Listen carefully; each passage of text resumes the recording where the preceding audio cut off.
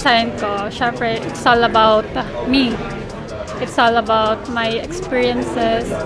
Kasi, ayun nga, di ba, yung roots ko is graffiti street art, ganon.